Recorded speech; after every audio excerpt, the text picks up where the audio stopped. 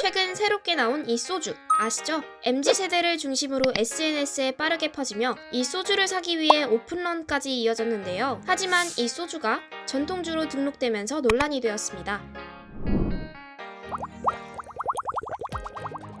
AOMG와 하이어뮤직 대표였던 가수 박재범이 원소주라는 소주 브랜드를 론칭하며 2월 25일부터 서울 영등포구 더현대 서울의 팝업 스토어는 소주를 사기 위한 사람들로 가득했습니다. 일주일 만에 2만 병이 팔리고 온라인몰에서도 판매가 이어졌는데 현재 홈페이지는 품절 상태로 인기가 많습니다. MZ세대에서는 가수 박재범에 대한 높은 관심도가 판매로도 이어지며 주목받았지만 더 놀라운 점은 이 원소주가 전통주라는 사실입니다. 2022년에 새로 출시된 술이 전통주라니 조금 신기하죠?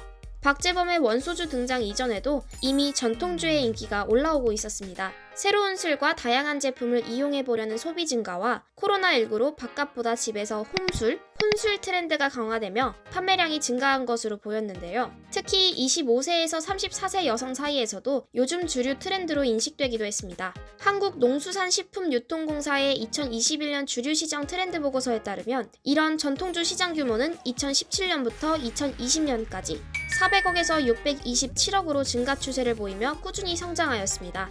사람들의 관심이 점점 높아지는 전통주의 기준은 뭘까요? 우리나라에서 전통주는 3가지 기준 안에 들어가면 가능합니다. 첫째, 국가가 지정한 장인이 만든 술. 둘째, 식품명인이 만든 술. 셋째, 지역 농민이 그 지역 농산물로 만든 술.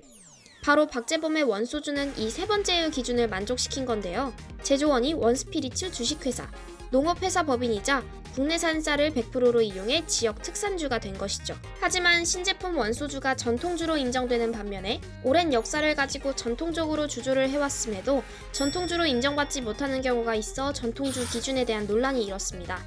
특히 가장 큰 논란이 막걸리죠. 좀 의아하시죠?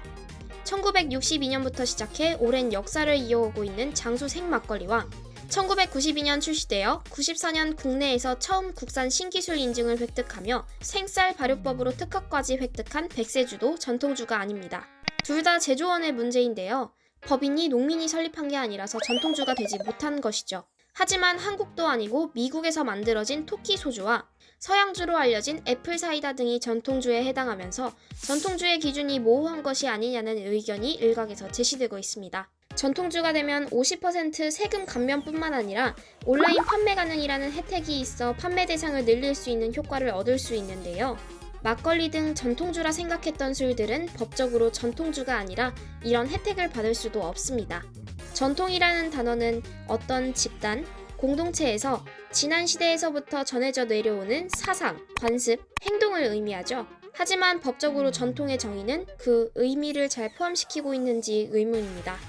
전통적인 문화를 지키는 게 더욱 중요한 시점에서 전통주의 의미도 다시 한번 생각해봐야 하지 않을까요?